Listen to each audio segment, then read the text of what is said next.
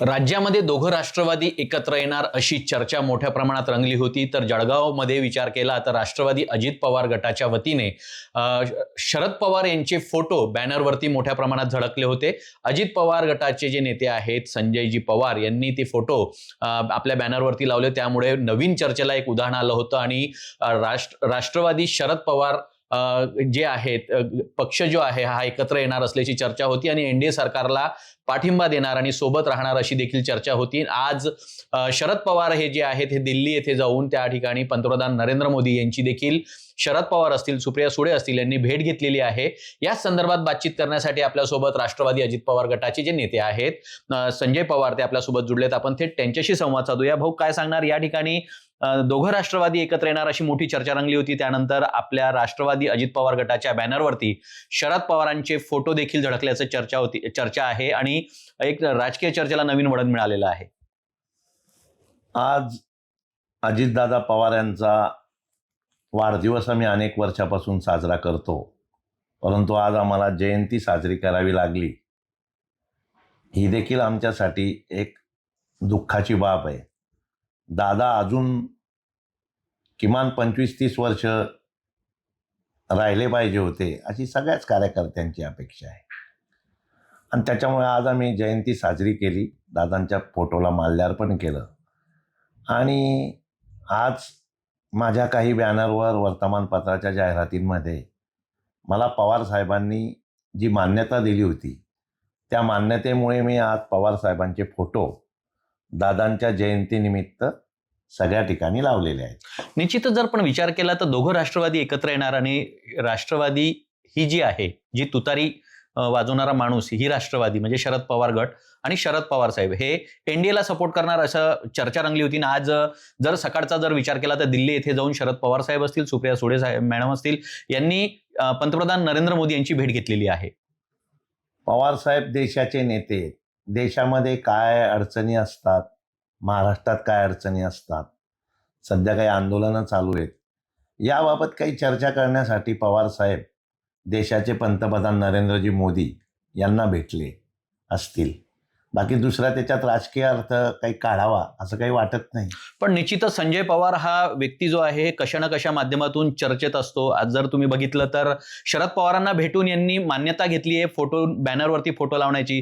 तुमच्या दालनात जर बघितलं तर आपण आता जेडीसीसी बँकेचे आपलं तुमचं हे जे दालन आहे या दालनामध्ये पण सर्व पक्ष नेते जे आहेत केंद्रातले नेते त्या नेत्यांचे सर्व पक्ष की त्या नेत्यांचे फोटो देखील या ठिकाणी पाहायला मिळत आहेत.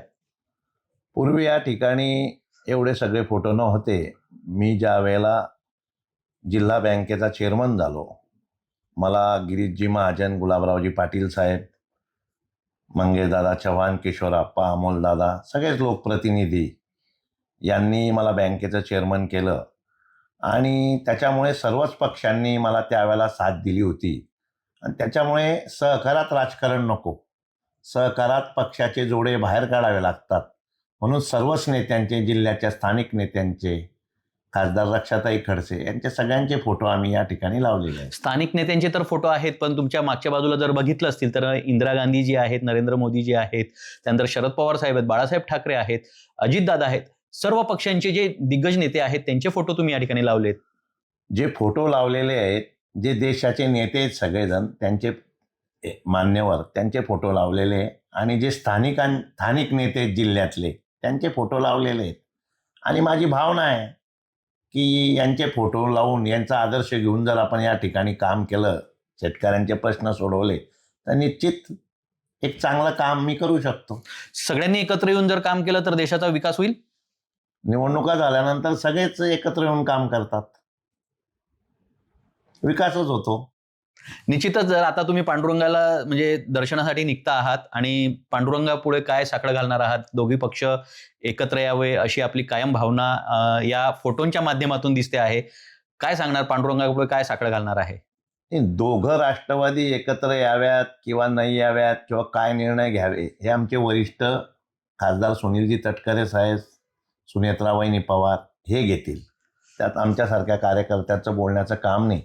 पण महाराष्ट्रातील दोन्ही पक्षाच्या कार्यकर्त्यांना असं वाटतं की दोघं पक्षांनी एकत्र झालं पाहिजे. माझ्यासारख्यालाही कार्यकर्त्याला वाटतं की दोघं पक्षांनी एकत्र झालं पाहिजे. निश्चितच दोघं पक्षांनी एकत्र झालं पाहिजे, सर्व कार्यकर्त्यांची भावना आहे. एक कार्यकर्ता म्हणून तुम्ही शरद पवारांना साकडं घातलं म्हणून त्यांनी तुम्हाला मान्यता दिली आहे. ही एक भावना कार्यकर्त्याचीच आहे. दोघं पक्षांना एकत्र आणण्याचा प्रयत्न कार्यकर्ते करता आहेत आणि एकीकडे तुम्ही म्हणतायत की हा निर्णय आमचे नेते घेतील, सुनित्रा पवार ज्या आहे उपमुख्यमंत्री आहेत. पण एकीकडे ह्या सगळ्या गोष्टी जर विचार केला तर दोघं पक्ष एकत्र येतील का? आणि आले तर तुम्ही काय, म्हणजे तुम्हाला काय वाटतं? दोघं पक्ष एकत्र येतील का हा जो प्रश्न, याचं उत्तर माझ्याकडे नाही. पण कार्यकर्त्यांची भावना आहे की दोघं पक्षांनी एकत्र आलं पाहिजे, तशीच माझी भावना आहे.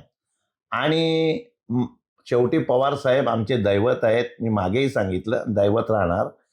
शेवटी सगळ्यांचेच नेते पवार साहेब होते आणि त्याच्यामुळे मी पत्र दिलं आणि पवार साहेबांनी मान्यता मला दिली, याचा सारखा आनंद तर मला नाही वाटत कोणाला. म्हणजे काही याच्यात दुमत असण्याचं काही कारण नाही. त्याच्यामुळे मी भविष्यात यापुढे प्रत्येक बॅनरवर पवार साहेबांचा फोटो लावणार. निश्चितच. तर हे होते राष्ट्रवादी अजित पवार गटाचे नेते संजयजी पवार. शरद पवार साहेबांचा फोटो मी बॅनरवरती भविष्यात लावणार असल्याचं मत त्यांनी या ठिकाणी व्यक्त केलंय. तर दुसरीकडे सर्व राज्यातील कार्यकर्ते जे आहेत यांची सर्वांची इच्छा जी आहे, दोघं पक्ष जे राष्ट्रवादी पक्ष आहेत दोघंही ते एकत्र आले पाहिजे, असाच भावना ह्या सर्व कार्यकर्त्यांची असल्याचं मत देखील यांनी या ठिकाणी व्यक्त केलेलं आहे. सुमित देशमुख, लोकशाही मराठी, जळगाव. लोकशाही मराठी, ऐका, पहा, जागरूक रहा.